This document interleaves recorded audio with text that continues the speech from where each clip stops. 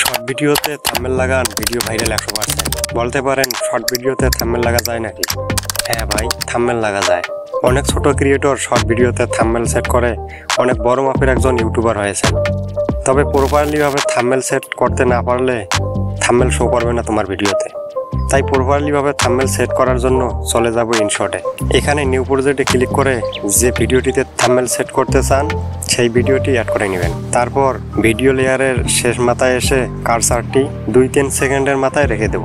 তারপর পিপ অপশনে ক্লিক করে থাম্বনেলটি অ্যাড করে নেব। অ্যাড হয়ে গেলে ভিডিওটি সেভ করে নেব। ভিডিওটি সেভ হতে হতে আরেকটি কথা বলবো, আর তা হলো আপনি যদি আমার চ্যানেলে নতুন দর্শক হয়ে থাকেন তাহলে প্লিজ চ্যানেলটি সাবস্ক্রাইব করে দেবেন। তো গাইস, সেভ করা হয়ে গেলে ভিডিওটি আপলোড করার জন্য ইউটিউব অ্যাপে চলে যাব। এখানে এসে প্লাস অপশনে ক্লিক করে ভিডিওটি সিলেক্ট করে নেক্সট বাটনে ক্লিক করে দেব। আবারও নেক্সট বাটনে ক্লিক করে দেব। তারপর এই পেন্সিল আইকনে একবার ক্লিক করে দেব। এরপর ফ্রেমের মতো যেগুলো দেখতে পারতেছেন এগুলো যেখানে ট্যাপ করবেন সেটাই তোমার ভিডিওতে থাম্বনেল সেট হবে। তবে আমরা এগুলো সেট করব না।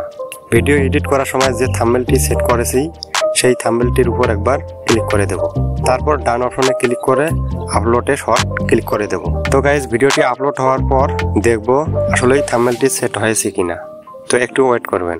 প্রসেসিং হওয়া শেষ হলেই আমরা এখানে চলে যাব। তো দেখতে পারতেছেন থাম্বনেলটি আমাদের প্রপারলি ভাবে সেভ হয়েছে। তো গাইজ, এইভাবে থাম্বনেল সেট করে আপনার ভিডিওতে হাজার হাজার ভিউজ কাউন্ট করতে পারবেন আপনিও। তো ভিডিওটি ভালো লাগলে অবশ্যই একটা লাইক করে দিবেন আর চ্যানেলটি সাবস্ক্রাইব করতে ভুলবেন না। Thank you so much.